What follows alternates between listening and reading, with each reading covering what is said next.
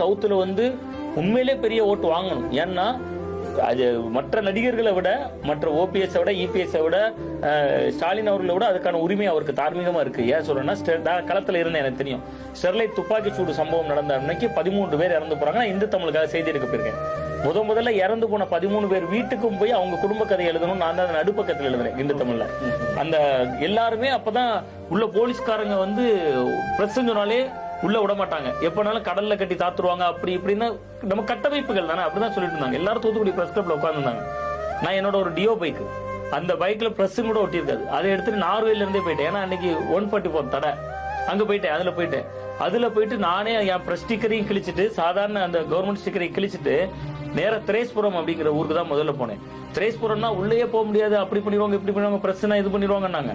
நான் என்ன பண்ணேன், நிறைய விளிம்பு நிலை மக்களோட பயணிச்சிருக்கேன் ஒரு ஜேர்னலிஸ்டா. நிறைய எல்லா மதத்தினரும் எல்லா அமைப்பினரோடையும் தொடர்பு வந்திருக்கேன். கன்னியாகுமரியில ஒரு ஃபாதர்கிட்ட பேசுறேன்.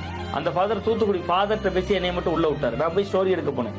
அவ ஒரு செய்தியாளன் உள்ள போறதே எவ்வளவு கஷ்டங்கிறத நான் பாத்திருக்கேன். ஏன்னா நான் சொல்றது சம்பவம் நடந்த மறுநாள் ஒரு வீட்ல எல்லாம் தனுஷ் ரசிகர் ஒரு பையன், அவன் வீட்டுக்கு போறேன். பட்டியல் சமூகத்தை சேர்ந்தான். அவன் வீட்டுக்கு வெளியில ஒரு பிளெக்ஸ் வச்சிருக்கு. அந்த பிளெக்ஸ்ல தனுஷ் படம் போட்டுருந்துச்சு. வேற ஒண்ணுமே சொல்ல, பிரஸ் சொன்னா அடிப்பான். நேரம் அந்த வீட்டுக்குள்ள என்ன மக்கள் உணர்ச்சியா இருக்காங்க. பத்திரிகைகள் சரியா கையாண்டு இருந்தா ஸ்டெர்லைட் துப்பாக்கி சூடு சம்பவமே நடந்திருக்காதுன்னு அந்த நினைக்கிறாங்க அந்த மக்கள். இவங்கதான் நம்ம பிரச்சனையை எழுதல, இவ்வளவு கலைபரம் நம்ம ஆயின பிறகு வர்றாங்க அப்படிங்கிற கோபம் இருந்திருக்கு. பத்திரிகை மேல கடுமையான கோபம் இருந்துச்சு ஸ்டெர்லைட் காலத்துல. நான் அந்த வீட்டுக்குள்ள போறப்ப தனுஷ் ரசிகர் மன்றத்துல இருந்து வரேன்னு சொல்லிதான் அந்த பையனுக்கு டீட்டெயில் எடுத்துட்டு வந்தேன். தனுஷ் ரசிகர் மன்றத்துல இருந்து வரேன், வீடு கட்டி பாதியில நிக்குது. ஹிந்து தமிழ்ல அந்த கட்டுரை நீங்க பாக்கலாம். சுட்டது மக்களை மட்டுமல்ல ஜனநாயகத்தையும் தான் வந்திருக்கும் அந்த கட்டுரை. கிட்டத்தட்ட 13 பேர் பேட்டி எடுத்தேன். நான் என்ன சொல்றேன், ஒரு செய்தியாளனா நான் உள்ள போறதே இவ்வளவு சவாலா இருக்கு. விஜய் சாதாரணமா ஒரு டீ கடை மாஸ்டரோட பைக்ல பின்னாடி உட்கார்ந்து ஸ்டெர்லைட் துப்பாக்கி சூடுல இருந்த ஸ்டோனின் வீட்டுக்கு போயிட்டாரு. இது எவ்வளவு பெரிய ஒரு விஷயம்.